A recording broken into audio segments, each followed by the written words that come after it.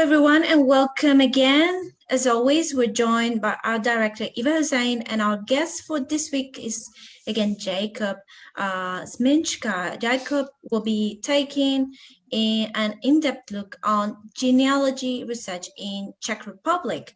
If you would like to learn more about the research in Czechia, subscribe to our Facebook page and our YouTube channel where we upload videos weekly. Over to you, Eva. Thank you so much, Andrea. So, Jakub, today we're going to be talking about research, which I know is a passion of yours, and you've done quite a bit of research, like in your previous life before you joined Polaron. Do the Czech archives have everything on everybody? So, hi everyone. Good morning from the Czech Republic. Thank you for this question. Well, you know, they have information about almost everyone who lived more than 100 years ago, I would say. So for sure, they have also information about the people who are living right now, but you cannot access them easily for obvious reasons. But I would say if you are looking for information about people who lived more than 100 years ago, they have information about almost everyone. Okay, and why is that? Because, you know, if you look at the history of Europe, there were many wars and lots of documents were destroyed throughout the time, but somehow the Czech Republic has preserved many of those documents. But where are they? Are they in the archives? Are they in churches? Are they in other institutions? Could you maybe describe to us historically why there are so many documents that date back 100 years or more? And also, where are they kept? Well, at the beginning, these registers were kept in church institutions, but they were basically confiscated to them in 1950 when the communists took power in the Czech Republic, and they basically stormed all the priests and confiscated these books and moved them to archives, and it stayed like that until today. So they are basically stored in archives, in the district archives in the Czech Republic. Czech Republic is divided into 8 archives districts, so we have 8 main archives.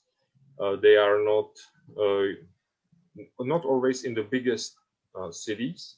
They are, for example, sometimes they are even in a very small villages where is some old chateau or some old castle, which would be empty normally, but now it's, you know, for storing of the documents.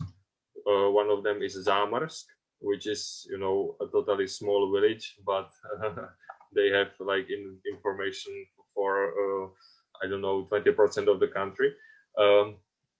And so basically you need to know where the person you are looking information about live, and then you take a look where the information are stored. So what archival district it is, and then you need to visit this archive personally, or you can also online. And what percentage of the documentation, Jakub, is digitalized as far as you know? Is there a database you can go to, or is it a matter of you know, someone that's got, let's say, Czech heritage, going to the archives or writing them a letter and requesting those records? Because essentially in those days, of course, everything was written in books, like, you know, birth records or death records. So have there been efforts at digitalizing these resources, or is it all still in hard copy? Mm-hmm. Well, it's stored in the archives as a hard copy, but I would say like 95% of birth, marriage, and death records are digitalized already. So you don't have to visit archive personally, which is really useful if you are from abroad, but even if you live in the Czech Republic. So they are digitalized, and you can access them on the website of one of the 8 archives, as I said.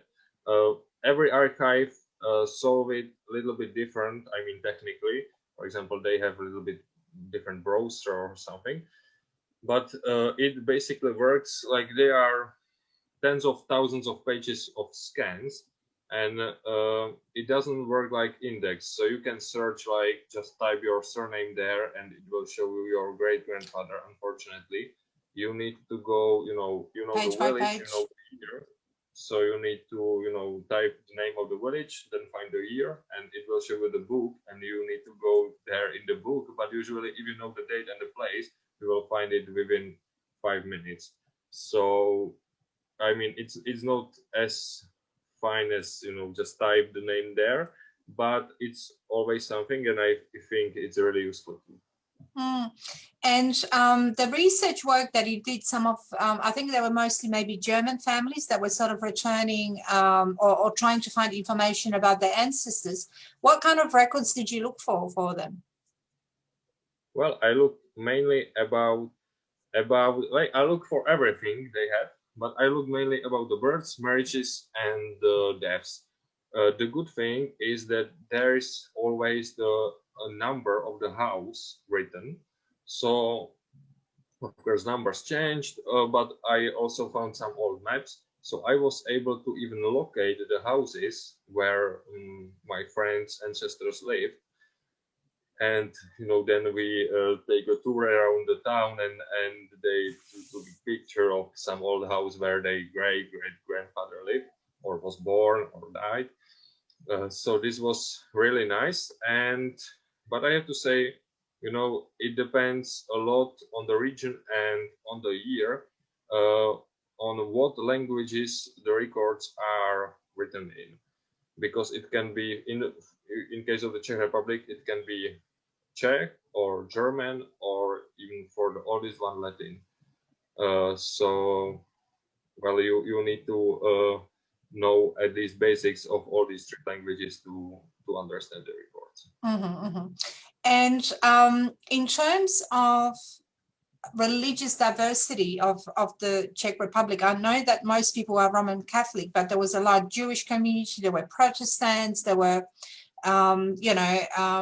lots of different religions. Where do you find those records today, given that a lot of Jewish people left before the war or straight after the war? There was like a wave of migration out of the Czech Republic, or Czechoslovakia as it was. Are those records difficult to find, and where can you look for them? Well, about the religion of what's today Czech Republic, I have to say that in 19th century and before, usually about 95% of people were Roman Catholic or even more. So when we compare it with Slovakia or, I don't know, Germany, there were virtually just very little community of Protestants, and even maybe a little bit bigger community of Jews, but still very, very small.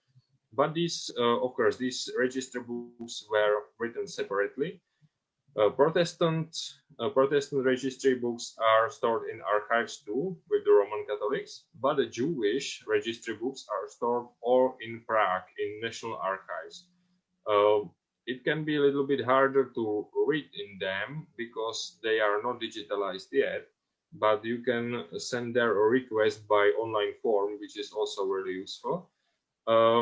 About the Jewish books or records, there is sometimes problem that part of them was destroyed during the Second World War, which didn't usually happen to Protestant or Roman Catholics. Unfortunately, for also obvious reasons, war crimes, part of them were destroyed. So, for example, I have some clients with Jewish ancestry, and we tried to get birth certificate of their grandfather, but the record wasn't found because the book was destroyed. So we had to do it another way and found information about them in some other archive, and in the end we managed to get this birth certificate. So it happy ending, but it can be difficult sometimes for the people with Jewish ancestry. And of course, Prague, which is the Czech capital, had a pretty large Jewish community. Currently, it is estimated that there's only 4,000 Jewish people living in the Czech Republic. So I think if anyone's looking for Jewish records, it is more challenging than Roman Catholic or Protestant records, because there are no people looking after them, basically. You know, it's a very, very tiny community now, down from, you know, a lot of people. And if you were to look for records for Jewish people, but we do get a lot of inquiries about that, what would be the first step? Like, what would you recommend that people do? I would recommend that people look at the records that were created outside of the Czech Republic first. So, you know, naturalization files, any documents potentially that people brought with them, you know, passenger records, that kind of stuff. And once you have a really good picture of what happened when they immigrated or once they arrived, whether it's America, Canada, or Australia, what would be the next step of what, you know, for Jewish people in particular of Czech background to find documents in the Czech Republic? I see. Well, I think the most important thing is to know the date and place of birth of your ancestor. When you know the place and date, you can basically get everything. You can get the birth certificate, even some, you know, information about their home, where they lived, some, I don't know, police archives and so on. But it's difficult because sometimes people don't know the exact date of birth or exact place. You know, when you know just the year and your grandfather was born in some small village, is not really a problem because just few people were born there that year and they can find it without any problems. But if you know just a year and your grandfather was born in Prague, well, chances to find him are much lower because, like, you know, tens of thousands of people were born in Prague in that year, so it's hard to find him, and sometimes we are even unsuccessful about that. But basically, a very good start is to know the date and place of birth, and from that, we are able to get all other information from the archives, usually. Right, right. And the other tip that I would want to give people that are watching this is that you need to be a little bit careful about the names. And what I mean by that is often people, you know, change their names when they immigrated. Not even that. Even before they migrated, they were at birth potentially given Yiddish or Hebrew names. And then particularly the more assimilated families may have adopted. So we're talking about first names, yeah?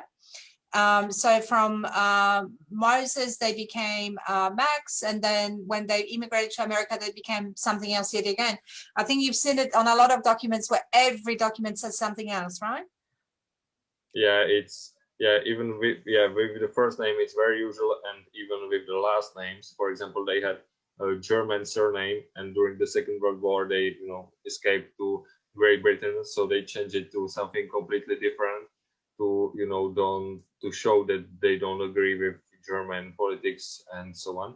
So it's really hard because usually there are no records about the name change. So it's later even hard to explain it to authorities and so on. But as you said, I even met records about some guy who changed his first name like 5 times during his lifetime.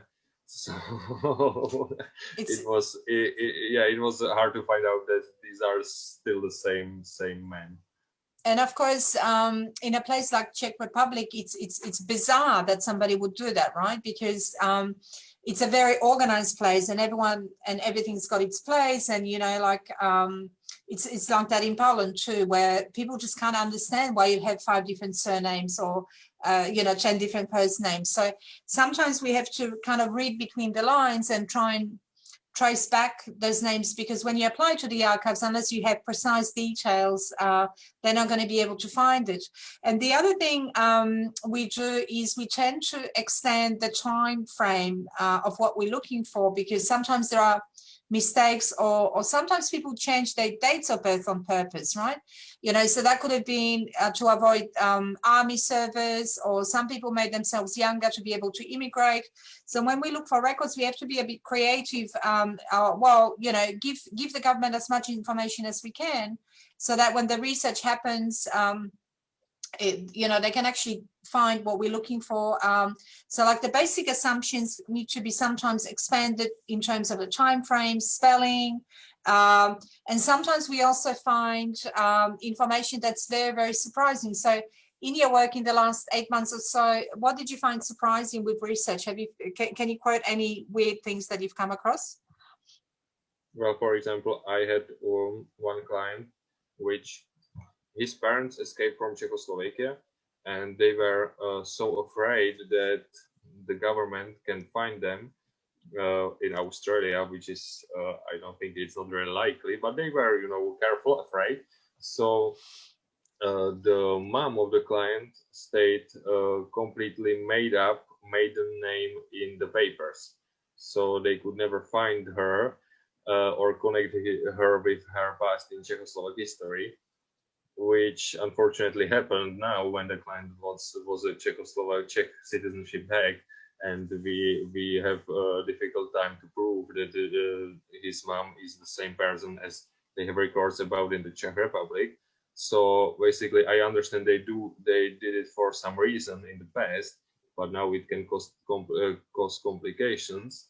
Or we have also one client with the father that emigrated into United Kingdom and then changed his first name and last name to completely something different, just what he made up.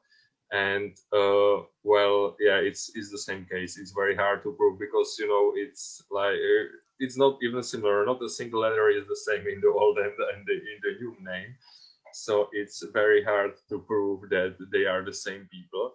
But I mean, it's possible through some documents usually, but not really easy. And yeah, people are thinking. I'm just thinking why these people did that, because the clients usually don't know that. And I think we will probably never know this, but it's really interesting that it happened really often after the emigration.